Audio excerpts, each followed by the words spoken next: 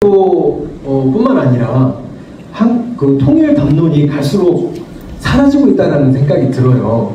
여러분들은 어떠신지 모르겠는데 저 어렸을 때는 사실 학교 다닐 때 통일 이야기 진짜 많이 했었거든요. 그리고 뭐 노래도 많이 불렀잖아요. 우리의 소원은 통일하고 꿈에도 소원은 통일 했는데 요즘 아이들은 그 통일이 뭔지도 몰라요.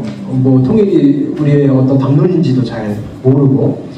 그래서 이제 여기 그걸 또 이렇게 보여주는 그런 실태 조사가 있어요. 두 번째 단락에 보면 이제 서울대학교 통일연구원에서 통일평화연구원에서 이렇게 실시한 조사를 보면 작년에 2023년에 한 건데요.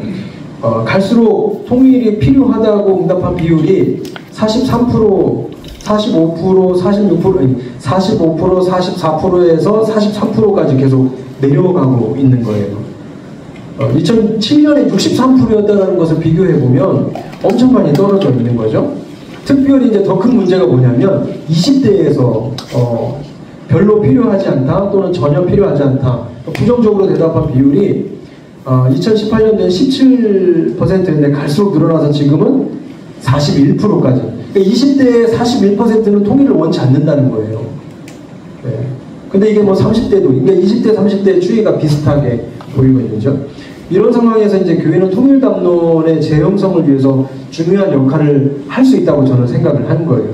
기독교적 관점에서 통일을 바라보고 또 공공신학적 자세를 통해서 사회적 담론을 이끌어 나감으로써 통일에 대한 새로운 인식을 확산시킬 수 있기 때문이라고 저는 봅니다. 그래서 그럼 과연 우리 교회가, 기독교가 공공신학적인 담론을 어떻게 이끌어갈 수 있을지에 대한 그것을 제시하는 것이 오늘 이 연구 발표의 주제입니다. 다음 페이지로 넘어가서요. 한국 통일에 대한 한국 사회가 어떻게 통일에 대해서 인식하고 있는지를 먼저 좀 알아봤으면 좋겠다는 생각이 들더라고요. 물론 우리 학회에 계속 지속적으로 참여하시는 분들은 이 부분에 대해서 너무 잘 아실 거예요. 그래서 조금 간단하게 설명하고 이 부분을 넘어가도록 하겠습니다.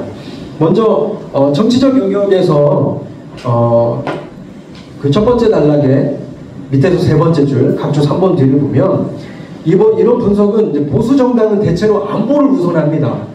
그리고 북한에 대해서 압박과 제재를 강조하는 그런 경향이 보이고 진보 정당은 대화와 협력을 통해서 평화적 통일을 지향하는 경향이 있다라고 보여진다는 것이죠.